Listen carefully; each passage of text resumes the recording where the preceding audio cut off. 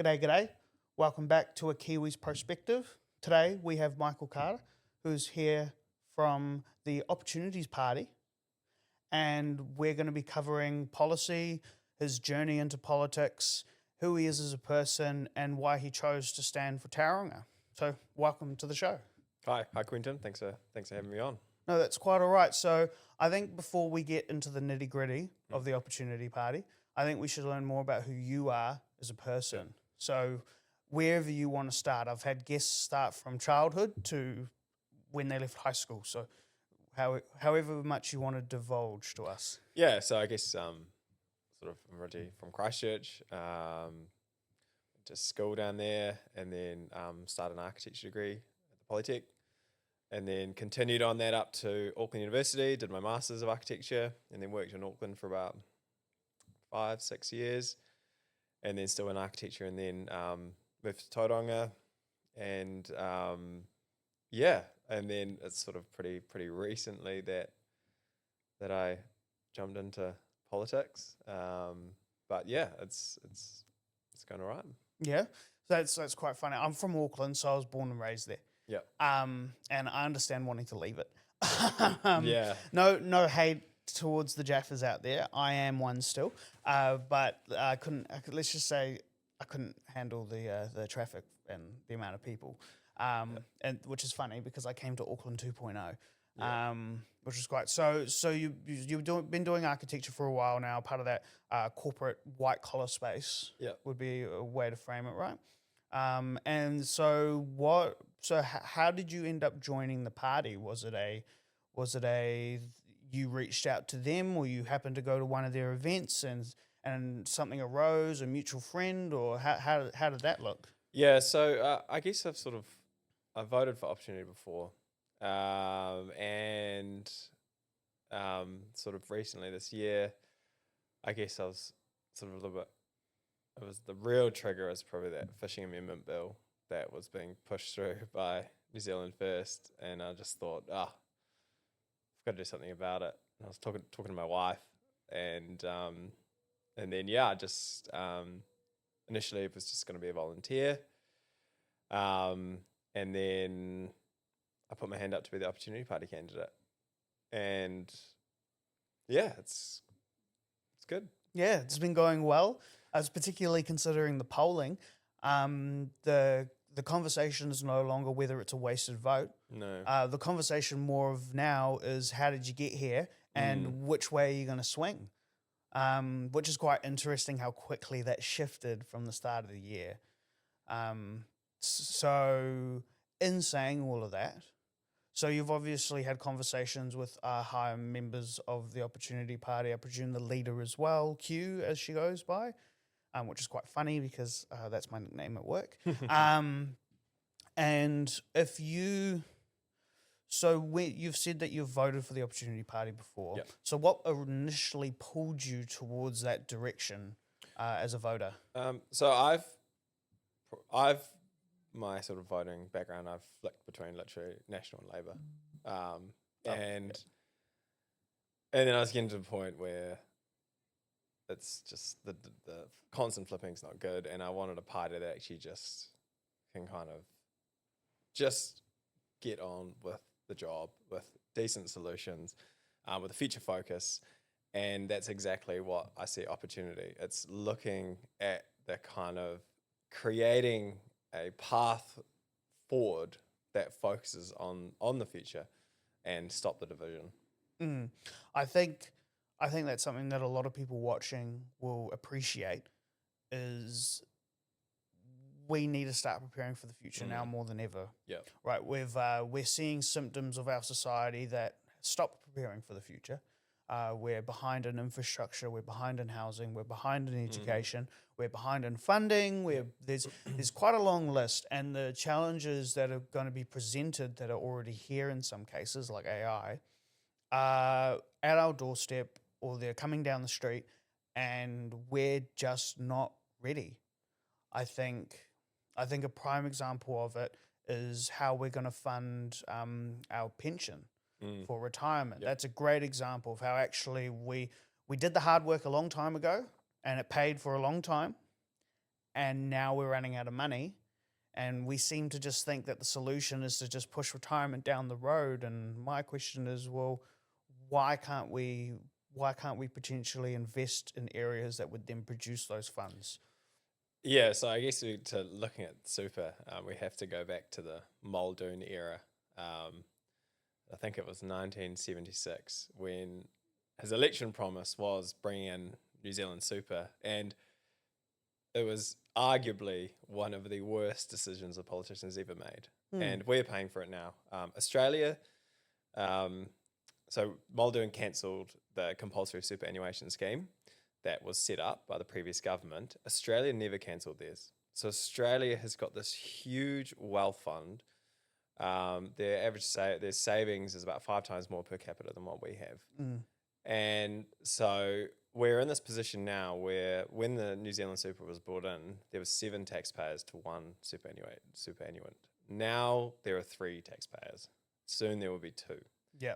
And so we need to have a compulsory superannuation scheme. And our opportunities one is KiwiSaver 2.0. Yeah. And that's 6% employer and 6% employee. Because when I retire, our generation we retire, when we bring in this kind of superannuation scheme, we're going to have this whole lot of retirement savings plus our citizens' income that we can live off now, and it's not going to be, and we won't be relying on the taxpayer, the revenue that essentially that the government has at the moment. So we need to have some form of compulsory superannuation. Yes, and I think that is now being strongly recognised. Yep. We've obviously seen some other major parties in the space address this by bringing in compulsion. I think it was New Zealand first. They were the first of the right to announce it, and now National's followed suit. To be fair on National, before these announcements were made, they had also committed to raising that minimum amount required to be put into KiwiSaver as well. So credit where it's due. I would argue that waiting 10 years is a bit too long. With a lot of their announcements, that they tend to go, yeah, we're going to do something, but in a decade. Yeah. It's like, but you're in charge now. Yeah. And so I definitely think that specific policy puts you in definitely more of a centrist idea. And I think most people agree that we need that level. This is quite an extreme example. But when Singapore was just a third world country that had access to pretty much no raw resources, no space, nothing really valuable other than its location for trade, one of the major policies that were forced onto the population was that they had to save 50% of their pay to buy a house. And they weren't allowed to touch it until they bought a home. Yep. And that was that. There was no if, buts, or maybes. And it was seen as very radical at the time. But now they have, I think it's like a 98% home ownership rate, and that has contributed to being one of the world leaders in our global economy. Yep. And now we rely on them for our fuel because they were able to, because once they started saving, they were able to utilize those funds for other investments as well. I think it's a no-brainer that we as a country need to actually start saving money instead of just spending it all the time. Absolutely, and I think that's the KiwiSaver 2.0 is that we can go on this huge wealth fund that can be then used to fund infrastructure projects as well, reduce our borrowing, and so it's a shame this was cancelled, to be honest. We would have been in a much better position. And now we have to play catch up, Yep. which means that we have to do more drastic things quicker instead of having a slow introduction of policies that gradually shift the space. That also can lead to other risks, but the reality is that our current economy is not working for the long run. It's a short-term focused economy, and a lot of our assets are locked into spaces that aren't just being utilized, which I think would lead us organically into the tax reset policy that you guys have, which is probably the most talked about policy that you've got out there on social media at the moment. I think that it's fueled by some reasonable concern. I also think it's also people read a headline and go, nah, that doesn't make sense, go away. Even though there's a strong argument to try diversify New Zealand's investment pool of assets, because right now we're pretty much a housing market with a dairy factory bolted to the side, and that's our entire economic engine. And diversifying your economy is what leads to a more robust system and an easier way for the country to deal with issues that aren't necessarily in its control, like a fuel crisis, right? If we have a diversified industries, we're in a better position to not have to rely on our allies to be stable. So anyway, I'll let you talk about that policy and your understanding of it, and your, I guess, what the Opportunity Party wants to see in their grand scheme. I understand that being a minor party, you can't just get everything the way you want in a negotiation sense. But if you were in the position to be making, say you managed to get to a finance minister, as an example, what would be your ultimate end goal to produce this tax reset, universal basic income style change to our economy? Yeah, so I guess we have to, as you sort of addressed it before, that the problem that we're looking at is the fact that we're putting a lot of money into the housing speculation that's forcing house prices to go up, and it's not actually being a productive thing for the country. And so having this tax reset is about change, and it's about shifting away from property speculation into a more productive economy and more productive things that will essentially make the economy grow. Now, the part of that is about introducing LVT, which is about 1.75% on residential property and about 0.5 on rural. And so what that does is it de-incentivizes property speculation, because if you're looking at it's crazy that you can just keep buying property and you're not essentially paying tax on it. Like if you're looking at property speculation, that is technically a business and you should be taxed on that business. If you're a plumber or if you're a cafe owner, you pay tax. So why is it fair that someone can just buy multiple properties and not actually pay tax on it? And so what it also does is it de-incentivizes that, and then it encourages into putting that money into more productive assets. But the LVT and the citizens' income have to work together. And so essentially if you don't own a property, you're going to be better off. If you own a property and your family, then you might be slightly better off. I've run the tax calculator. Have you run the tax calculator? Yes, I have actually. And are you better off? I'm about in the middle. Yeah. So not worse off, not better off from the calculator on your So website. that's kind of generally what it is. And if you own multiple properties, you'll be worse off. But we also, we still need landlords. So you can still be a landlord. But it's just, if you're constantly leveraging and borrowing to keep buying these houses, then that is just not a productive way for this country grow. I think there's definitely an argument to, as I said earlier, to push for investments to be moved into other spaces. My concern with introducing a land tax, be how I'd summarize it, in our current economic space, would force current landlords to make sure that their properties are more economically productive and producing cash flow. So that could potentially mean that if essentially they would pass on their costs to someone who has to fit the bill. Now, for someone who's say you're parents who have your family home, and you've helped purchase a home for your child. That could potentially mean that child then needs to bring in some sort of revenue to help pay with the extra tax, which I could see as being more manageable. My primary concern would be more of the people that are just stuck in a renter's environment. And I do understand that having the universal basic income would help alleviate those extra costs. I just don't fundamentally understand how this wouldn't put people who are on the edge of struggling to own a property. Say it's just a fresh couple, they've got their first kid and they're just making ends meet.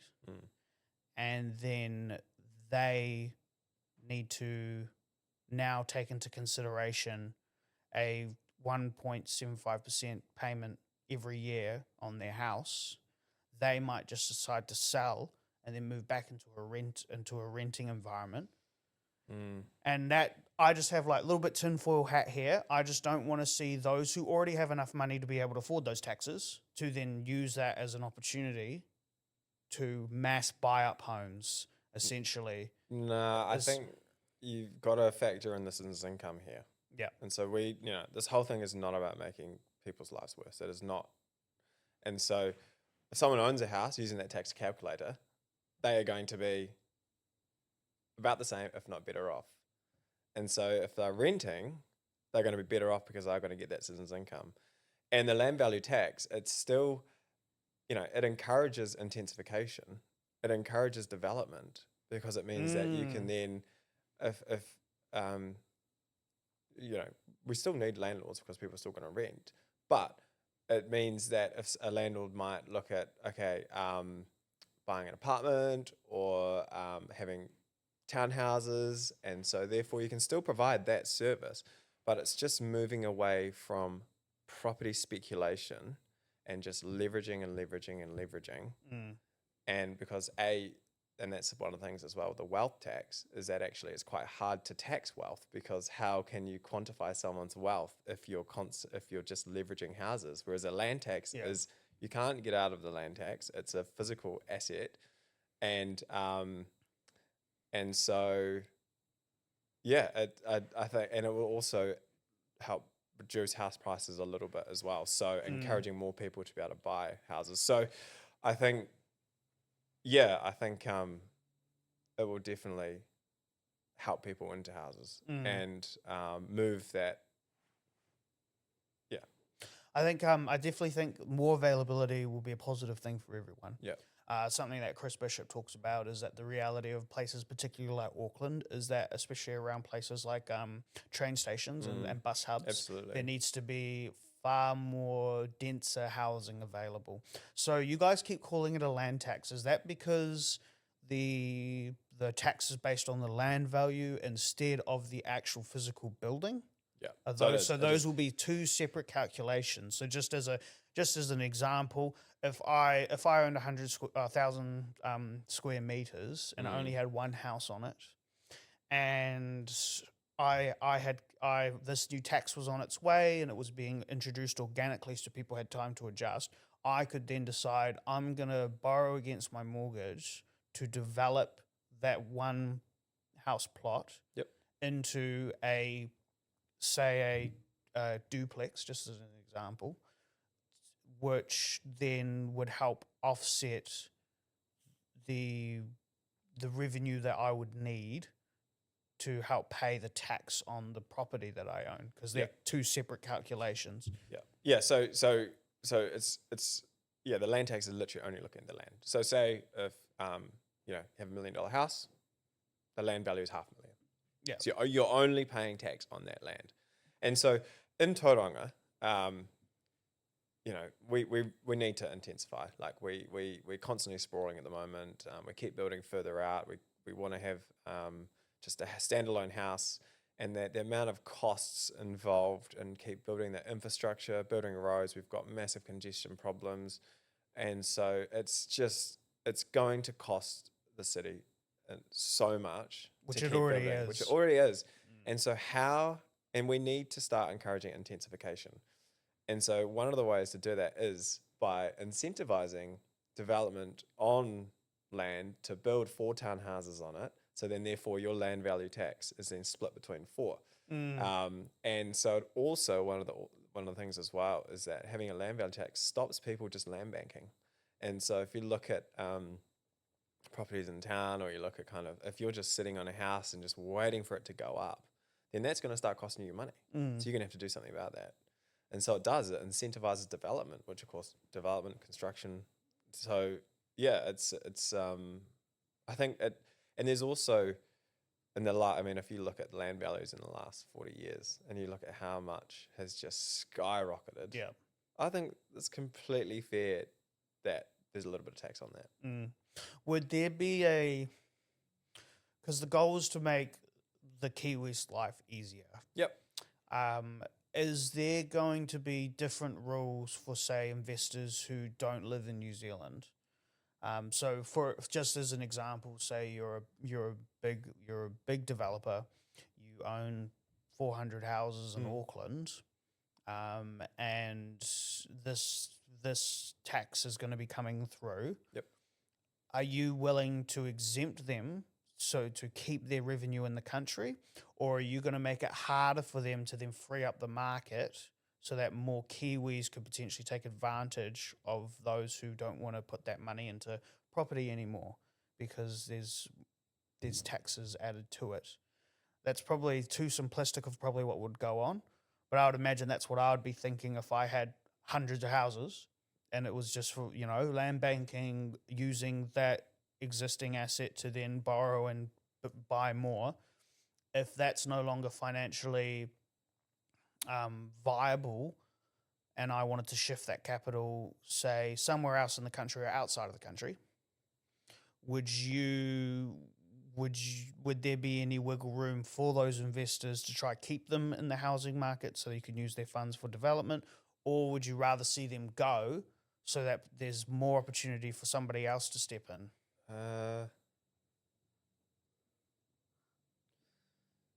To be honest, I'd need to know the facts on that, whether or not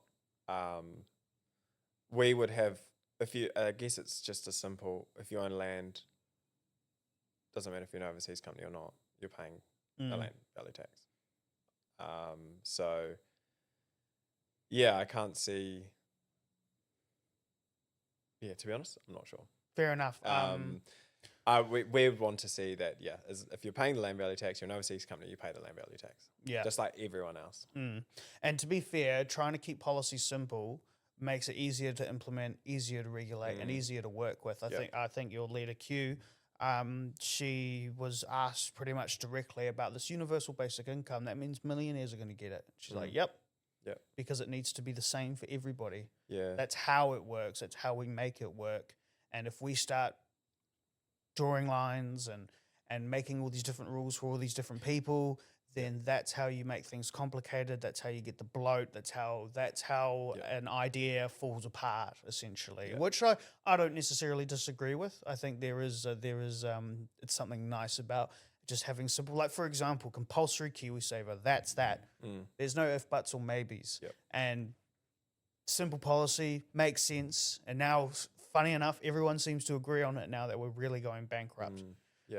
So that's quite interesting. I think just going back to citizens' income as well. It's one of the things with the citizens' income. It's good because it stops people getting in the benefit trap. It means that if you're still working, if you're on job seeker at the moment, you get subject to a marginal 90%. You can get subject up to a marginal 90% tax rate. Whereas on the citizens' income, you can pick up part-time work and you can keep that money. And one of the things as well that citizens' income does is that it actually brings back the dignity of work, and it actually shows that it shows that people who all work should be valued, and so no matter what job you're in, you should be able to afford to live. And so that is, and there are so many jobs, not even just a paid job, that you're looking after. If you're looking after someone or something like that. So yeah, it basically allows all work to be valued. That's a interesting example that you brought up, because there are people within family environments who literally can't work because they're already filled up with time. Whether that's whether you have 4 kids running around, or you have elderly who need extreme care, or you are working with people who are disabled who need that extra support throughout the day. Which, to be fair, there are some there are some welfare options for those kinds of people. A lot would argue they don't go far enough. Because the one last thing on this, just so I'm getting my head around it. So the citizens' income, universal basic income, which to be fair, I can definitely see an argument for with AI on its way and other major shifts in our workforce that will be taking place over the next decade. Yep. There's going to be a lot of readjustment. A lot of people might have to go back to school. A lot of people might have to go into trades to be economically viable, and that will need support through that adjustment period because it's happening quicker than it ever has in human history with AI, right? Yeah. And other things too. So this will be funded through the land value tax.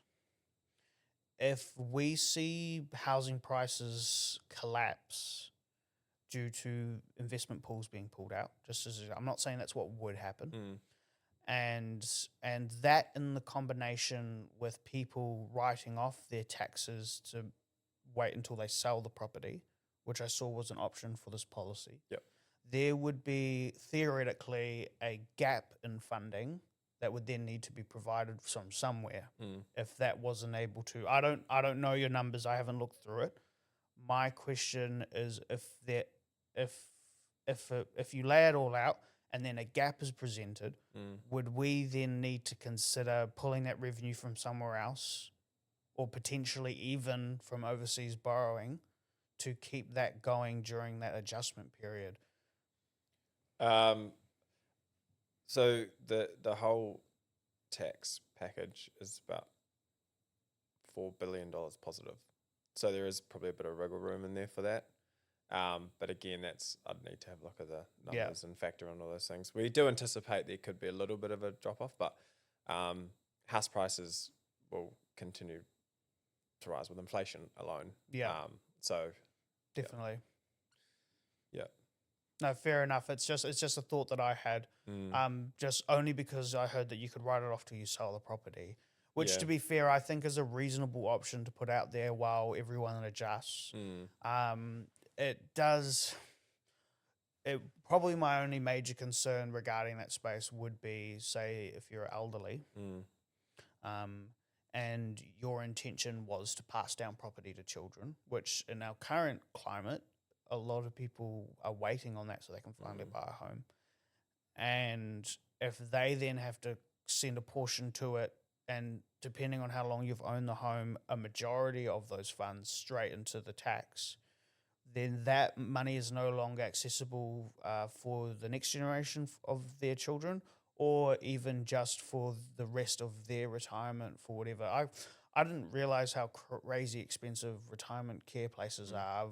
I have a colleague who's just a little bit older than me. He's close to retirement, and he has family members who are within those spaces, and they're spending like over $6,000 a month just to live in a care facility that can provide what I would consider basic living standards. Yeah. And so that's probably my only other real concern. It makes sense to do it, but then also it could potentially leave, say, like elderly more vulnerable. Yeah. In the long run. So I guess you kind of, to answer that point, you have to look at the tax package over the course of a whole person's life. And so if you're thinking an elderly person who defers the land tax, and then that gets taken out of when they sell the property. But then remember, and they're going to give that as inheritance to their kids. Now you have to remember though, those kids are going to be receiving the citizen's income, and so they're going to be getting $19,400 since they're 18, and so technically they're going to be a lot better off, and they won't get that.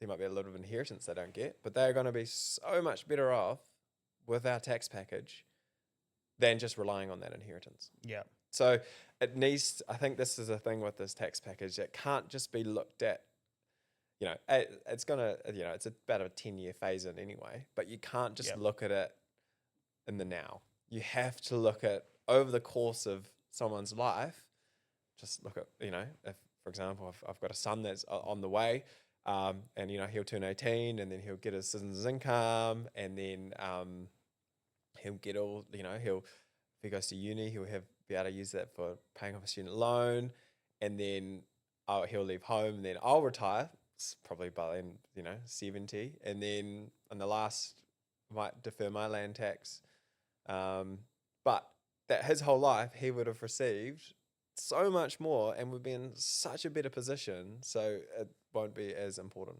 Yeah, and I think in like, I don't know enough of the details, and I'm not an expert, so I can't say for sure. But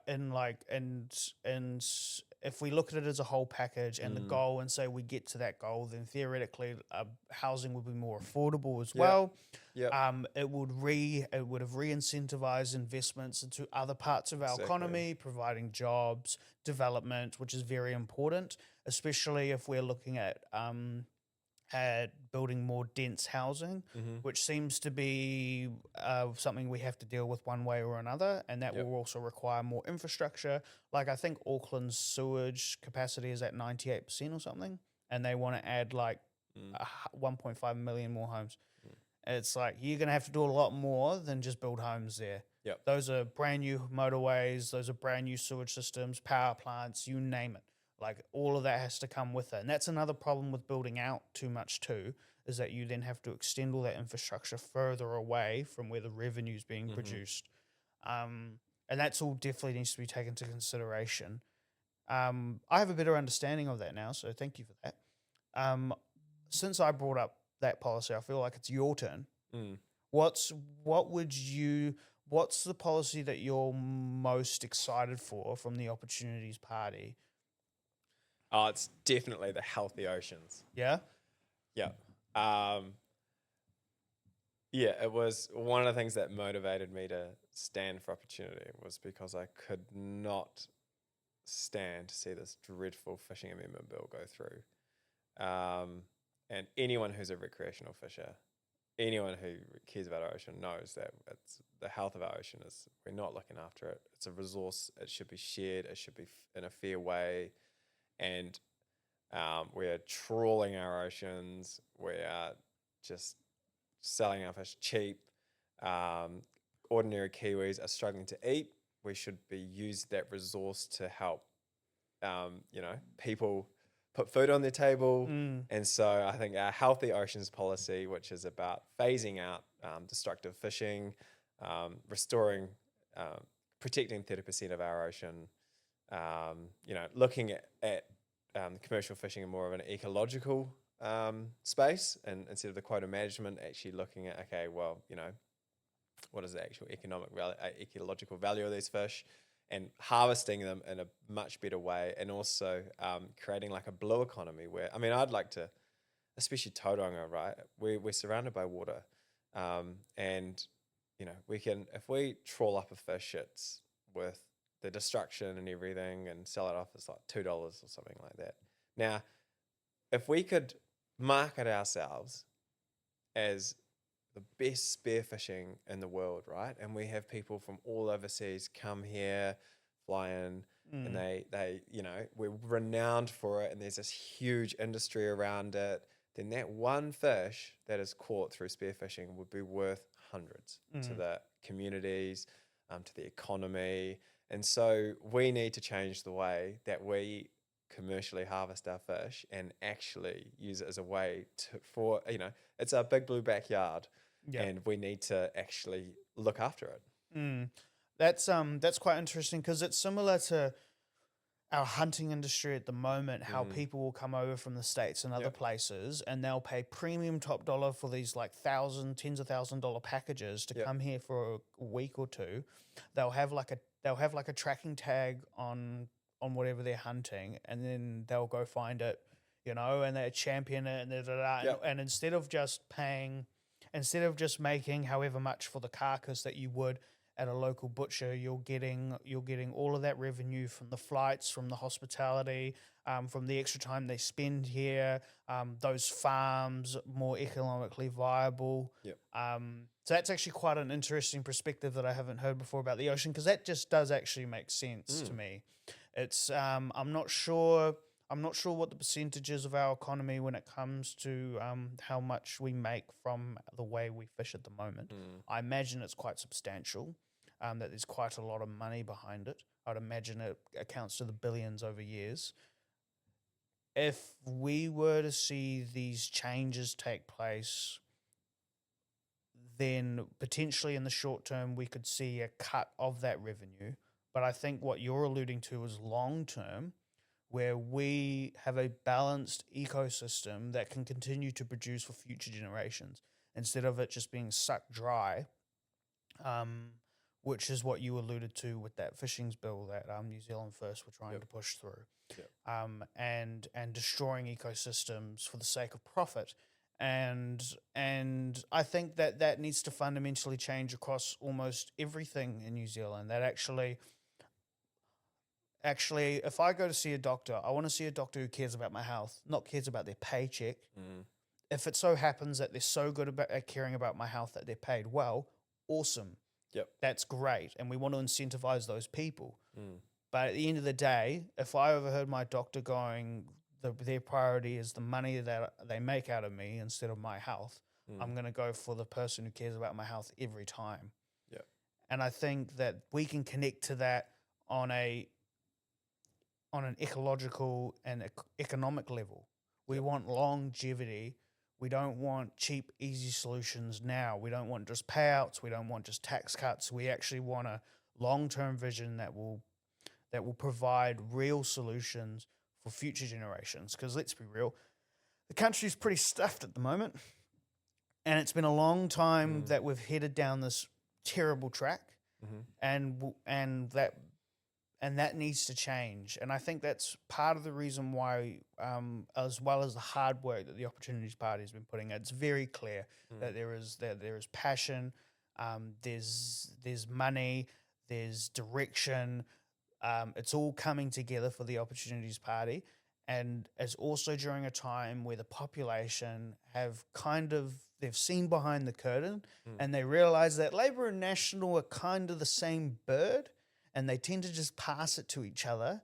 And the fundamental direction that we're heading in because of those two parties is a direction that Kiwis don't want to go down anymore. And we're paying for that right now, and the solutions that need to be presented are not 3-year fixes. That was Luxon's worst mistake. We'll fix it in 3 years. You could tell he'd never been in politics before. That was the stupidest thing he could have said. It really was. It is probably the biggest reason why his polls are the way they are now. Because he stood up there and said, we can fix this all in 3 years. It's not a problem. Leave it with us. Anyone who's been in politics, which to be fair, credit to Winston Peters, because he said this. He said anyone who thought we could fix this in 3 years is lying to you, because the solutions needed, we're talking the next 10 years, and that's if we're lucky. 10, 20. Exactly. And if that means if we get things right now in the next 10 to 20, we might be in a better spot. And that's if something else major doesn't happen, right? So having that future outlook, I think, is very desirable for the voting population right now, and Opportunity are capturing that, as well as the disconnect from the two major parties. Absolutely. Look, I think we're not left, we're not right, we're forward. And that's exactly what we are. We're just driving forward. We're looking to the future.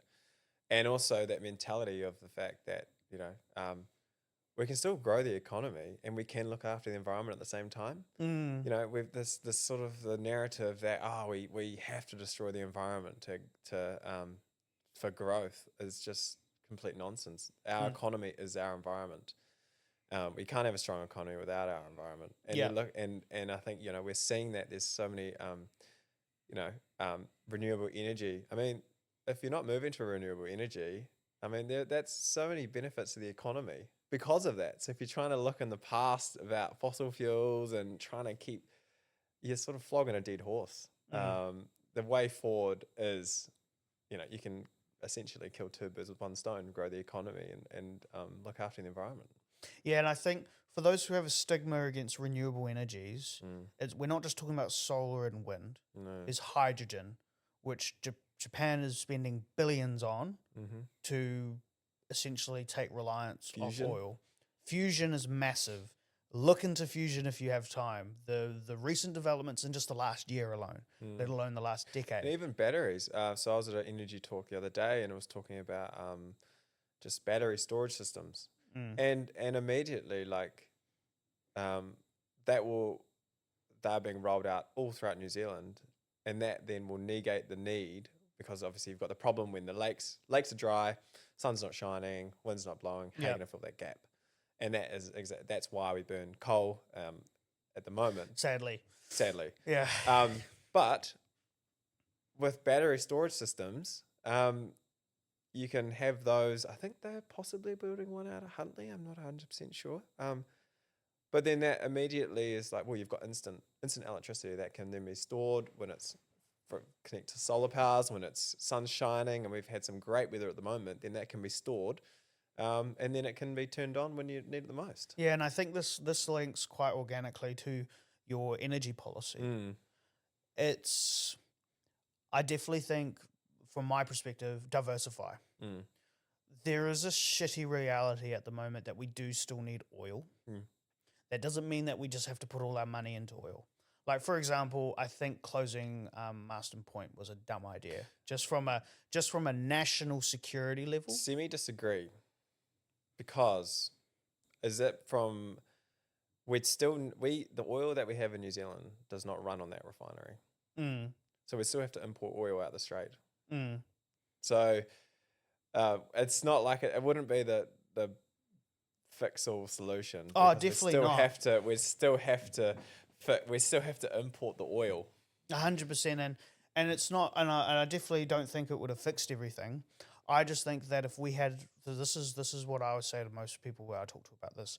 If we had it running at minimum capacity, which meant that the storage tanks were still looked after, and the equipment needed was actually still used to minimum capacity, then when we had to start running around to secure oil, instead of having to go to people like Singapore for refined oil, we could buy crude oil that doesn't have an expiry date, and those tankers can come straight here. And to add to that, New Zealand doesn't even have any of its own fuel tankers. That's something at least Australia has. They've got their own fuel tanker fleet, which means that the Australian government tells them what to do. As of now, if it wasn't for our strong relationships with places like Singapore, they could essentially go away. We're actually sending it to these people because they're paying more. So if we had a minimum capacity operation accessible to the country for a time of crisis, because as of now we still need oil, then we would be in a position to negotiate better, and even just prioritize. Like, as an example, this is something that was brought up to me by a colleague that I found quite interesting. Is he was like, I don't give a shit about petrol prices at all. Let them go to $5 a litre. I do not care. What I care about is that diesel price stays the same, because diesel is passed on to every point of the economy. And if diesel stays low, then our food prices will stay low. And every point of contact will be able to mitigate that instead of it all being passed on, which it has been now. So even if you had a minimum capacity that only focused on diesel production, which I know how it works, you can't really do that. You bring in crude oil and it splits it up into all its different parts. But if you could then prioritize that fuel supply for necessities, so for example, this supply is being produced for the police, for the ambulances, and for truck industry. And that's that. And they go to these specific locations. Everyone else has to wait for the imports. You know, it just gives us another option. And I would love to see a world where we don't have to rely on that at all anymore. I think plastics are one of the worst things that we've ever brought into our ecosystem. And I would love to eventually see the oil mafia out of New Zealand completely. But while we still need oil, I felt that letting that go has just given us one less card to play on the world stage. Yeah. It definitely isn't a solution for everything, and it wouldn't have stopped the impact, but it would have been nice to have in the back pocket. Again, I don't know too much about it, but it was a commercial decision though, wasn't it? Yeah, it was, but also the government can step in. So, for example, in a positive way, changing regulations for Fonterra, so then they could become the massive monopoly they are today, to then have the the power to negotiate overseas Mm. and get bigger contracts because they can work together. Yeah. That's an example of a private entity who's worked alongside our government to then produce a better result for the economy. Which, to be fair, now that they're selling off all our assets, I'm not sure how I feel about that. But that's just an example. That doesn't mean that the government can do something, whether that means that they have to use KiwiSaver to buy the asset outright because they're not willing to do it. Whatever that means, we can, or if they run it like they run KiwiBank, where they technically own part of it and they have a whole separate private entity that actually runs the daily. Mm. Like there were options on the table, and I know New Zealand First had a big back and forth with the government of the day, 3 separate times, and they weren't willing to move on the dial, Yeah. and it has impacted us negatively now. Mm.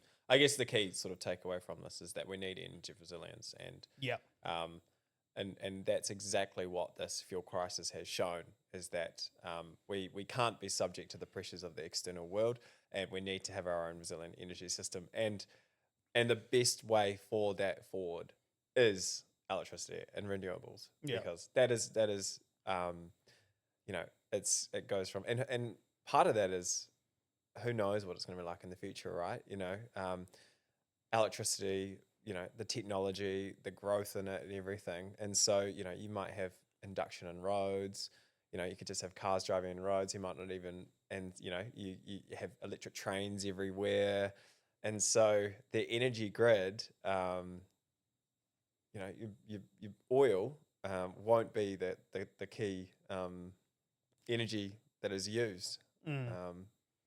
So yeah, it's just all about, and that's why we're all about sort of a 25 year energy plan to enable that to happen. is hydrogen incorporated into that, and So- fusion as well to add to that? Well, as look, well? again, I think this goes back to innovation, right? So we're all about innovation, growing that research and development, and part of that definitely could be in the energy sector.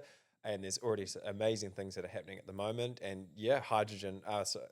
Hydrogen's a tricky one, but definitely fusion, because hydrogen, though it's quite how it's made, it's not very efficient, especially green hydrogen.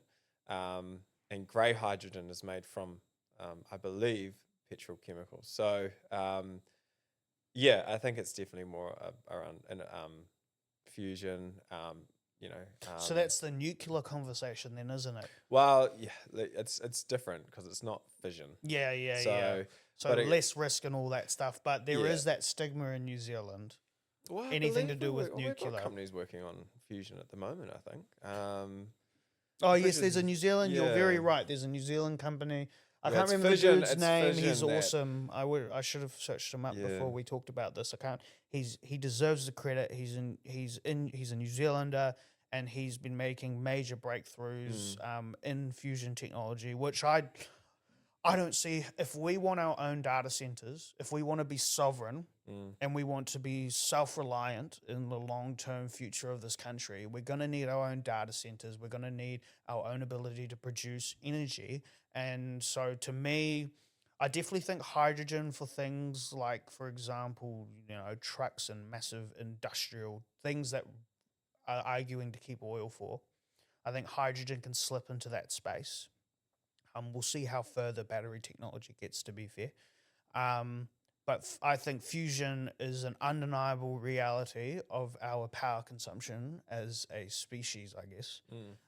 If we want an assistant in our pocket that can help us with everything, if we want the capacity to send satellites into space and all these other great forward-thinking things that help our society as a whole, we need to have the conversation about bringing in fusion and where it's going to go. And to me, it makes sense that you could start with the city hubs, and see how it goes. It's going to be hard for a lot of Kiwis to swallow that, because as soon as anything to do with nuclear, it's hands off, go away. And to be fair, it's not like they don't have a bad reason to be concerned. But as you said, with fusion development, a lot of those risks have been mitigated or outright removed. Yeah, well, it doesn't have the waste for a start. Mm. But I think that, I mean, the simplest thing right now is that solar panels, Yeah. right? I mean, if you look at, I mean, the energy savings that you can get by just having solar panels on your roof, have it in the battery. The battery technology now is the one that you can, it's got the technology in it that it knows when you're going to use the right power, and it's very smart. And so getting an electric car, having solar panels on your roof, your energy costs in a household will drop significantly. Yeah. So we're looking at getting an electric car. We'll eventually put solar panels on the roof as well, just for, again, that so we can reduce our power prices, and also so we can have some resilience, so that if energy prices go up again, we can drive an electric car. So yeah, I think in the short term, fusion is obviously we while away, and there's always technology and progression in that. But yeah, I think the biggest thing is actually like looking at how we can kind of increase the renewables, looking at solar, getting that 25-year energy plan, and so and again, phasing out gas use as well is important. So having a plan for that. Yeah, I think and I think that's where hydrogen comes in at the end. To be quite honest, when it's about completely getting rid of oil, well, diesel more specifically. I'm talking about diesel in that space. The other thing that I've heard people talk about when say hydrogen versus solar panels, as an example, hydrogen engines can be recycled. They can be broken down completely and reused. It is a lot harder to recycle solar panels and batteries. And I know we've gotten a shit ton better in the last decade, like way better. China is a great example of being able to reuse that technology after it's had its use by date. Has that been accounted for in the long-term energy diversification plan with the Opportunities Party? Look, I'm sure that, as you mentioned about recycling, we are getting better and better at recycling. And I think this also comes down to innovation and companies that can create these things to be recycled. And so that will be obviously, that will be a huge, huge thing to enable these to be recycled, but also the life cycle of these and how long batteries last now. It lasts more and more. You get years and years on them now. And so the frequency, instead of running out after 5 or 10 years, they might run out of 20 or 25. And so just constantly pushing that technology, innovating, growing that research and development sector is exactly what will kind of drive us forward and help with that. And with all of that taking place, which is all like, I don't think anyone really disagrees with diversifying our energy supply. I think anyone who's walking around today saying oil is the only way to go is what oil is made out of. It's a fossil. It's a finite, like it's a fossil fuel, and it's a finite resource. Coal got us from the Industrial Revolution to, in the 1920s, 1930s. Then oils now got us from the 1930s or 1920s to now. But now it's the next. We need to look at the future, and it's. I mean, if you think oil is going to be around in 100 years, that's not what. I mean, you look at any futuristic movie, it never features a combustion engine in it. The only pushback I have to that, which would be a reason to conserve it, is with development of space technology. As of now, and for what looks to be in a very strong foreseeable future, is the only way for us to get out of into space is by lighting a giant explosion underneath something and forcing it through. And potentially in the next 100 years or so, there might be that capacity through some sort of nuclear or other thing that we discover. But as of now, the only way to get into space is with fossil fuels. Yeah. So if we use that all up on things that we can replace, we could potentially hinder our long-term development as a species, because like the next step is into planet, right? Yeah. Getting to the asteroid belt. We want to fix our planet first. Oh, We need to make sure that our planet is healthy before I think, that's one of the things that we need to, make sure that we look And after is our there a environment. bigger plan in that space with the Opportunities Party? You've touched on oceans. So how about New Zealand's landmass? Yeah, so absolutely, we've got a healthy lands policy, and I care about our environment. I'm restoring a native forest. I'm out there trapping. I'm doing my bit. I know the importance of it. Biodiversity is extremely important. It's just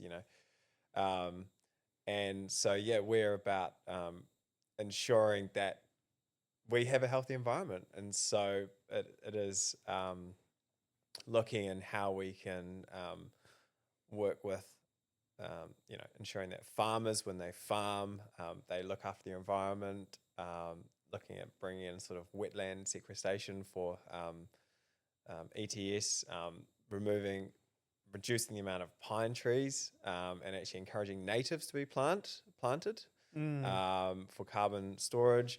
And so, yeah, we're all, increasing Department of Conservation funding. And so it is extremely important and increasing our freshwater quality as well. Our freshwater quality is just in decline, and they just keep moving the goalposts of what's allowable, which is it's just appalling. Like, we're just putting more we and did more with education. Yeah, we're just putting more and more nitrogen on our farms. We're having more and more intensification dairy, and the nitrates in the drinking water is just increasing, and it's alarm bells should be ringing. Like, we need to have healthy fresh water for us. Like, every human needs good drinking water, and we rely on a healthy environment. And so, And we're one of the few places with it in excess. yeah, Most countries don't. exactly. That's why China buys our water rights, because they need it. It's funny. I know. I was talking to my mum the other day, and when she was young, to go swimming in rivers and everything, and then it was the fact that you just can't do that anymore because all the rivers are polluted. But our generation, we don't know what it used to be like. Yeah. We don't know how many fish used to be in the ocean. We don't know how good it used to be with the fresh water you could swim in every river. And so what we see now, that's the norm. Yeah. But it never was the norm. Yeah, we've been conditioned, and I think that is why there's still a strong support, even though it's in decline, a strong support for the traditional parties, is because they've been conditioned for like 100 years now. They're the only two to deal with. It's quite scary. It also, something you touched on there about our like this is a hard topic for me. Generation Z has the highest recorded suicide rate since World War II. We should not be comparing youth mental health to Jews in concentration camps. That is the level of disconnect and opting out that we're seeing. And a lot like, this is just as a point to an example, a lot of people in the hospitality industry will relate to this, is that actually a lot less people are drinking alcohol in the younger generation. Yeah. And a lot of them just go to thinking, oh yeah, it's because they're doing drugs and other stuff. I don't actually think it's that. I think they're literally not going outside. I think they're literally not socializing, and they're not going into those environments where those things are available. They're staying home on their devices, and we're seeing a bunch of different things impacting the generation to a point where a large amount of them are disconnecting or outright opting out from the future because they don't see a positive future anymore. All they see is debt. All they see is expenses. All they see is the world falling apart, and that nothing's going to change. And what's the point? Which is a hard conversation to have. That is so true. That is exactly. We need to give people hope, and I think people who are on social media, and the war's going on. You're seeing climate change. You got record temperatures in Spain at the moment, or France, and it's like, and if you're a young person and you're seeing all this, and you're like, well, what's the hope? you know, and it would be so hard. And I've found that as well sometimes, you know, I'm like, that's one of the things why I actually am doing opportunity, because I'm like, nah, actually, I want to, there needs to be a bit of hope and we can change it. It's not too late. It's never too late to change. It's never too late. And that's the thing. And so, yeah, giving people hope that, you know, it can be better and is so important. And like like I think this is where I think this is, and like we need to address this now, and there are people trying to do it, because there's all these different angles, right? Like we've let education fall apart, for example, and you have people like Erica Stanford trying to fix that. Whether you agree or disagree how she's trying to fix that or not is a different conversation. But the fact that she's tackling the issue, I think, is worth championing. Yeah, It's almost like the RMA with Chris Bishop. We won't know what the outcome will be until the paperwork's done and the studies have been sorted and all that. But the fact that he's taken on the workload to actually try fix our over-regulated system is worth being like, well, Kapai, good job. We'll see how it turns out, you know? And instead of just going, we just have to manage things and, you know, deal with it and just throw money at it, you know, that's a criticism to both sides. Or we pull from here to then put money there to just, you know, to do the slight tinkers just because, you know, things are fine. It's like, actually, it's not fine. We have the stats to prove that it's not going well. And it's just, yeah, it's not the direction we need to be heading in. No, there's a alarming actually stat that I heard on the radio, and it was a principal from a school in Auckland, in South Auckland, and talking about that around 30 to 40% of the kids.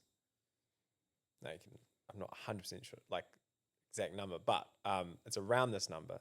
Were having to work up to 30 to 40 hours a week to pay for, but basically look after their families.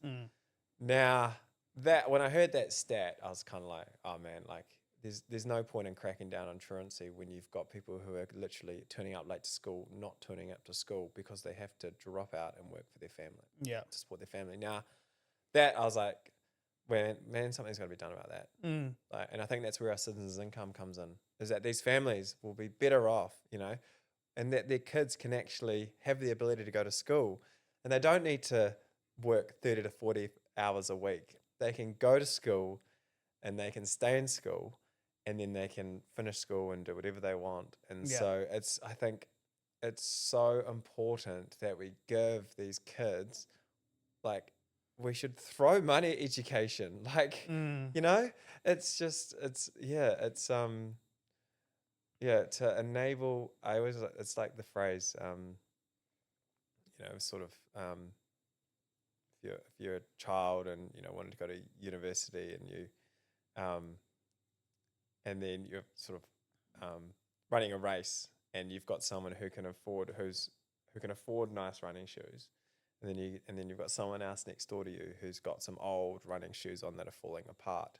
Equal ability to run, but you always know that person with the new running shoes is going to be faster than the person with old running shoes. And so it's about ensuring that every kid has a pair of running shoes. And I think that's because a lot of people get conflated with the equality goal.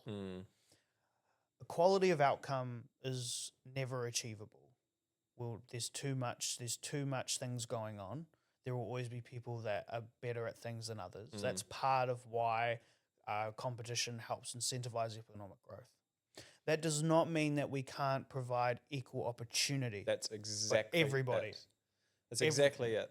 Yeah. And that's what we want to provide. That's all of it. We want to give every person the opportunity to follow their ambition.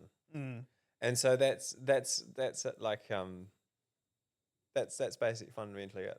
You know. Yeah. And so that funny how that links to the name. Yeah, it is. And so you know, and that's ensuring that kids who want to go to uni can go to uni. They're not held back by that they're having to work 30 to 40 hours. And student loans as well are increasing, and that's actually you know, it's Yeah, it's Now that's an interesting topic because student loans. I think we're heading down the path that the United States is already at when it comes to our student loan issue. It's hard, right? So interest free means people are more likely to take on loans for higher education, which generally speaking, in that bubble alone, is a great thing. But that also means that universities can charge a lot more and justify it. It's also a bit scary to me that an 18-year-old can sign up for 100 grand worth of debt without any real consultation other than talking to the university, who then sets them up with the provider of the funds, right? How It's a really tricky one to solve because you want the platform there for people who want extra development, and not just in university, but also in trades, polytech. Yep. You want that platform to be there. You don't want money to be the reason why they don't learn more to then make more money. Because fundamentally, long term, that's better for society. More educated people that can be more productive means better for everyone. More tax base so that people who are struggling have available funds. Blah blah blah blah blah. But then, how do you stop overcharging from the universities, capturing youth into sometimes egregious costs for sometimes degrees that don't make you money? Like, that's the reality, is that we have kids who are going into university in some form of arts degree that might be their passion, but doesn't provide a job at the end of the line. And in every other mindset, when you're thinking about a loan, if you have the economic mind to do so, you're thinking about long-term asset and revenue growth. You're either borrowing money for a business, you're borrowing money for a house. It's all about that. But that conversation changes when you're in university if you're not thinking like that. So how do you create a barrier to stop people like that run universities to take advantage of those that might not necessarily even know what they want to do? So they just say, "Yep, we'll just go to uni. I can get a loan. I don't have to worry about it. It's interest free. I have forever to pay it off." And then suddenly that is locked onto them for the next 20, 30 years. Yeah, well, I think sort of one of the things that we have which can mitigate that is our citizens' income. Every 18-year-old upwards gets $19,400. So that means that their student loan for that, they can afford to rent, they go to uni and then they're a lot less debt, and then they can afford to buy a house. And so that's probably, I think, I had a student loan. I paid off, when did I pay it off? Like two years ago, I think I paid off mine. And I know I've got friends that have got huge student loans. And actually part of our new economic policy is about incentivizing people coming back to New Zealand. And so, of course, when you have your student loan and when you leave New Zealand, you get interest on that, accrued on that student loan. And so a lot of people overseas have got their original student loan, but then they've got huge amounts of interest that have been accrued. And of course, that's kind of hindering them a bit to kind of come back. And so our policy is, we want you to come back. And so we will, the last 3 years of interest, not the principal loan, on the interest will be removed, will be wiped. And so that's one way of bringing people back. And does that come with you need to stay in the country for X amount of time? Is there conditions to that to ensure they stay? Just as an example, the first year free policy from Labor, which you could argue makes sense to some degree. But there was a great interview with Jack Tame and Chris Hipkins regarding it after it got scrapped for the budget because we've run out of money. That what we actually saw was there was no real accountability. Most of the people who got the loan were already going to go to university. So essentially what we saw were people that were more disadvantaged, just statistically wise. I'm not trying to target people as individuals, but statistically speaking, if you go to university, you make more money than someone who didn't, right? So people who didn't go to university were then subsidizing people who did go to university, who would theoretically make more money anyway, and and the and the and there were, I can't remember the four specific points, like, because I'm pretty sure it was Auckland University broke it down, and they were like, there were four main objectives for the first year policy, which involved getting people that are more disadvantaged into those opportunities, um, and a couple other things. And the only thing it really achieved was reducing student loans for people that had student loans during that time, and that was that. And it didn't do anything else because there was no real accountability. I think shifting it to the last year was generally a good idea.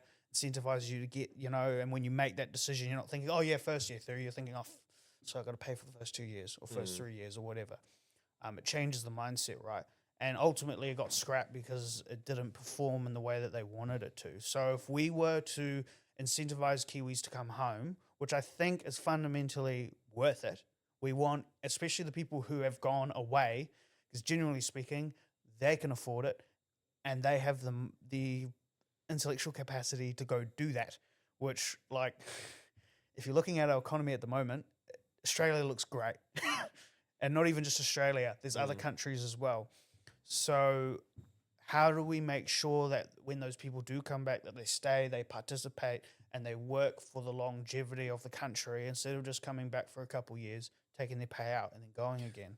Well, I think part of that is actually making it more attractive, making people want to stay. So, and investing in science, investing in research and development, making sure that when you work in this country, or you create a business, or you have a business, or you innovation, it actually you don't need to go overseas. You can stay here, and that companies can grow here, and there's already so much fantastic innovation that's happening in New Zealand. I mean, even Tauranga as well. There's fantastic, especially in, we've got Robotics Plus here. Yeah. In the farming communities, Halter, and so again, it's making it attractive to people that want to stay. And it's that investment. It is all about that investment in that research and development. And that long-term project, And right? yeah, and helping small businesses as well. We've just, and part of that in our economic policy, we do have a section on small businesses, supporting them. G'day. My apologies, but we're going to be hitting pause at the moment on this interview. Part 2 will be released in a week's time at 4 p.m. on the Sunday. If you like what you see, make sure to follow, subscribe, hit that notification bell so you can continue along this conversation as soon as it releases. I'd like to thank Michael again for coming on and for opening up regarding the Opportunity Party's perspective and plan for our future if they are to make it into Parliament, which with the current poll suggests that there's a chance that they will now. If there's anyone that you would like to have come on to the show, or if you would like to come onto the show yourself, please make sure to reach out. You can message my page directly, or you can comment down below, and I'll make sure to get in contact and to try to get on who we can and who's willing to continue this conversation, as we want to expand our understanding, expand the perspectives that are shared on this show, so we can have a better informed decision coming November 7th. I appreciate your time, and we'll see you next week on A Kiwi's Prospective.